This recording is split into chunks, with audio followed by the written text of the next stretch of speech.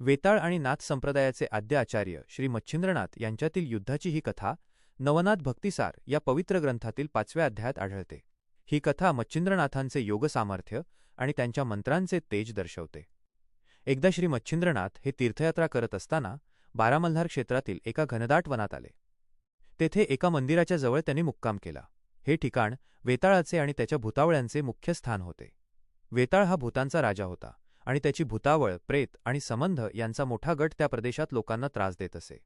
मच्छिंद्रनाथांना हे समजले की या भागातील लोक वेताळामुळे खूप त्रस्त आहेत आणि त्यांची साधना व्यवस्थित पार पडू शकत नाही. लोकांना भूतांच्या त्रासातून मुक्त करण्यासाठी त्यांनी वेताळाशी सामना करण्याचे ठरवले. वेताळ जेव्हा मच्छिंद्रनाथांच्या उपस्थितीबद्दल ऐकतो तेव्हा त्याला आपल्या सामर्थ्याचा अभिमान वाटतो. तो मच्छिंद्रनाथांना आव्हान देतो आणि त्यांना पकडून आपल्या अधीन करण्याचे ठरवतो. वेताळ आपल्या विशाल भूतावळ्यांसह मच्छिंद्रनाथांना घेरण्यासाठी येतो. वेताळाने जेव्हा मच्छिंद्रनाथांवर आपल्या भूतावळ्यांना पाठवले तेव्हा त्या भूतांनी आरडाओरडा सुरू केला आणि मच्छिंद्रनाथांच्या दिशेने वेगाने धावले. मच्छिंद्रनाथांना वेताळाच्या सामर्थ्याची कल्पना होती, पण त्यांना आपल्या योगशक्तीवर आणि गुरु दत्तात्रेयांनी दिलेल्या मंत्रांवर पूर्ण विश्वास होता. जेव्हा वेताळाची भूतावळी त्यांच्याजवळ आली तेव्हा मच्छिंद्रनाथांनी कोणत्याही शस्त्राचा वापर केला नाही. त्यांनी तत्काळ आपल्या खांद्यावरील झोळीमधून भस्म काढले.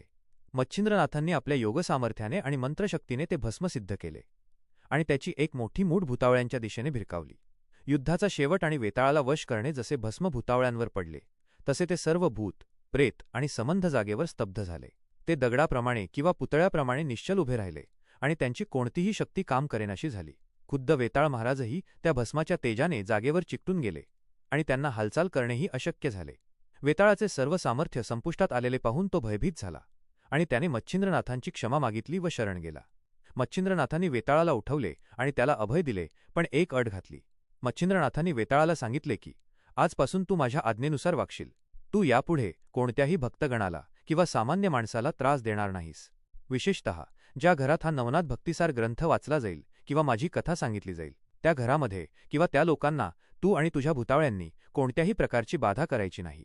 याउलट तू त्या भक्तांचे आणि त्या स्थानाचे रक्षण करणारा क्षेत्रपाल म्हणून राहशील. वेताळाने मच्छिंद्रनाथांची ही आज्ञा शिरसावंद्य मानली.